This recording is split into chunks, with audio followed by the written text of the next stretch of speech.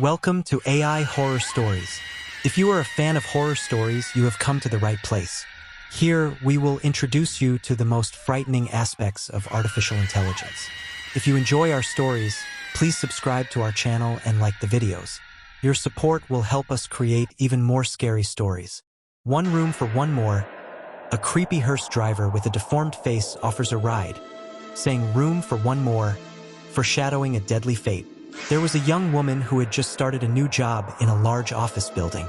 She was walking to work one day when a long black hearse drove up slowly next to her, matching her pace. This made her nervous, and she anxiously watched it out of the corner of her eye. The driver leaned out the window and called to her in deep, booming voice. "Do you need a lift?" She turned to look at him, got a terrible shock. The driver's face was incredibly hideous and deformed. His skin was a deathly pale, and one of his eyes was noticeably higher than the other. The man pointed to the rear of the vehicle, which contained a coffin. "Room for one more," he said. Frightened by his bizarre appearance and unwelcome suggestion, she refused his offer of a lift. Profoundly disturbed, the woman ran down the street until she came to the office building where she worked. For the rest of the day, she couldn't stop thinking about the strange man in the hearse, and was glad when work finally was over. The woman worked up on the 9th floor, and when the elevator came, it was almost completely full. She hesitated a moment before stepping in. "Are you sure you don't want to come in?" asked a familiar, booming voice. "There's room for one more," the woman gasped. It was the hearse driver from this morning, eyeing her with his lopsided, horrible gaze. Now thoroughly spooked, the woman backed away, stuttering, I think I'll take the stairs." The hearse driver just stared at her as the doors slid closed. The woman had only taken a few steps down the stairs when she heard a chorus of screams followed by a deafening crash. She hurried downstairs and discovered the elevator cable had broken and all the passengers aboard had plunged to a grisly death. To the Viper. A series of increasingly urgent phone calls from the Viper creates escalating suspense and fear. There was a man who inherited a house when his uncle died. The house sat on a hill outside of town, and rumor had it that the old place was haunted. The man decided to move in straight away despite his reservations. But late that night, the phone rang, and when he answered it, a creepy voice said, "I am the Viper. I will be there in 2 hours." And then it hung up before he could say anything. Not long afterwards, the phone rang again, and the same creepy voice said, "I am the Viper. I will be there in 20 minutes, and hung up. This made the man quite nervous, and he began to wonder who this mysterious caller could be. Before he knew it, the phone was ringing again. "I am the Viper. I will be there in 10 minutes. The man was getting much more concerned now. A few minutes later, the phone rang. "I am the Viper. I will be there in 5 minutes. Needless to say, the man began to panic. Again, the phone rang, and the man slowly lifted the receiver and put it to his ear. "I am the Viper. I will be there in 1 minute," said the voice. The man ran around locking all the windows and doors and then called the police. They told him that officers were on their way. Suddenly, there was a knock at the door. Shaking with fear, the man opened the door a crack and asked, "Is that the police?" "No," replied the voice. "I am the Viper. I come every night to vash and vipe your windows. Where should I start?" 3. The Bride. The bride vanishes during a game of hide and seek on her wedding night, leaving a mystery. A young couple got married, and, after the wedding, they held a reception in the bride's grandmother's house. All their family and friends arrived, and they laughed, danced, and sang long into the night. After the wedding reception, the guests decided to play a game of hide and seek. The groom covered his eyes and began counting to 100 while his new bride and the other guests ran out of the room, looking for somewhere to hide. Eventually, the groom had found everyone except his beautiful bride. The other guests began calling out her name and searched everywhere for the young woman. They began to grow more and more uneasy when they couldn't find any trace of her. Eventually, they gave up searching, and everybody assumed that the girl had run away and left her husband. As the weeks went by, the husband accepted that his beautiful bride must have had second thoughts about their marriage. He decided to forget about her and go on with his life. A few years later, A cleaning lady was dusting in the attic when she came across an old trunk. Out of curiosity, she opened it. Inside the trunk, she found the rotting corpse of a young woman, still dressed in a bridal gown. There was a wedding ring on one bony finger. It was the missing bride. She must have hidden in the trunk and accidentally locked herself inside. It was impossible to tell whether she had suffocated or starved to death, but her face was frozen in a silent scream. For the pale lady, a recurring dream of a sinister room with trapdoors and nailed-shut windows foreshadows a real-life encounter. Lexi Morgan had a dream. She was walking up a dark staircase, and when she got to the top, she walked into a bedroom. The bedroom carpet was made up of large squares that looked like trapdoors, and each of the windows was fastened shut with big nails that stuck up out of the wood.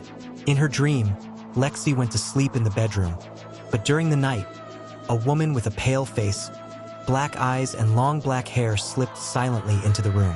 She leaned over the bed and whispered, "This is an evil place. Run away while you still can." Then the black-haired woman grabbed her arm. Lexi Morgan woke up with a scream and lay awake the rest of the night, shivering and shaking with fear. In the morning, she told her landlady that she had decided not to go to Kingston after all. "I can't tell you why," she said, "but I just can't bring myself to go there." "Then why don't you go to Dorset?" the landlady asked. "It's a pretty town, and it isn't too far." So Lexi Morgan went to Dorset. Someone told her she could find a room in a house at the top of the hill. It was a pleasant-looking house, and the landlady there, a plump, motherly woman, was nice as could be. "Let's look at the room," she said. "I think you will like it." They walked up a dark, carved staircase, like the one in Lexi's dream. In these old houses, the staircases are all the same, Lexi thought. But when the landlady opened the door to the bedroom, it was the room in her dream, with the same carpet that looked like trapdoors and the same windows fastened with big nails. "This is just a coincidence," Lexi told herself. "How do you like it?" the landlady asked. "I'm not sure," Lexi said. "Well, take your time," the landlady said. "I'll bring up some tea while you think about it."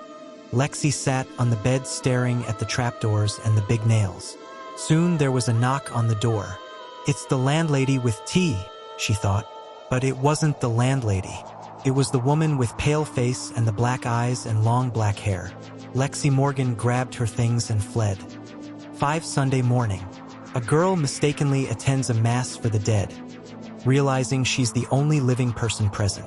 There was a young girl named Josephine who was habitually late for Sunday morning mass at her local church.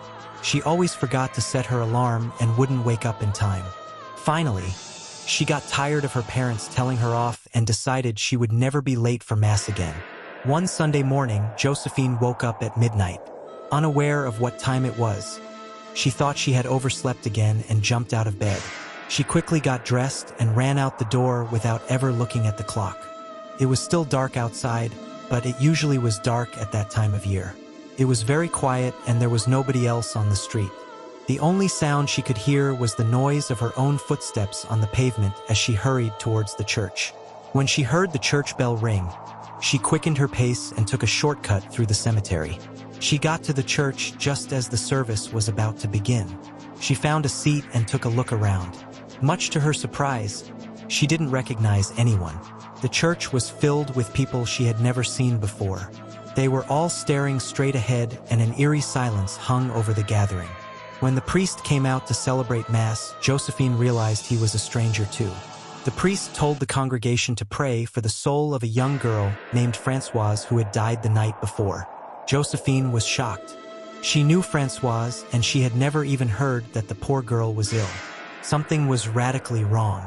She began to feel very uneasy. She looked around again, and as her eyes began to adjust to the dim light, she saw someone she knew. There was an old woman sitting at the back of the church. Josephine's heart sank when she remembered the old woman had died the year before. Looking towards the front of the church, she saw that some of the people sitting there looked very strange. Their skin seemed to be pearly white. One of them turned his head, and Josephine discovered to her horror that he was nothing but a skeleton in a suit. Just a skull and some bones. This is a mass for the dead, thought Josephine. Everybody here is dead, except me. It's a specter's mass. She noticed that some of them were staring at her. Their eyes were filled with anger. It was clear to her that she had no business being there. Suddenly, she felt a tap on her shoulder. Nervously, she turned around and found her grandfather standing in the row behind her. He had been dead for 3 years. There was a worried look on his face. He leaned towards her and whispered in her ear. "Leave right now while you still can," he hissed. "You don't belong here." Josephine immediately grabbed her coat and walked quickly toward the door. She heard hollow footsteps echoing behind her and glanced back. The dead were rising out of their seats and following her. Their faces were twisted in fury and hate. Josephine was terrified and she dashed to the door, a pack of shrieking ghosts snapping at her heels. She felt skeletal hands grabbing at her, trying to stop her leaving. She twisted and turned, struggling to free herself from their grasp.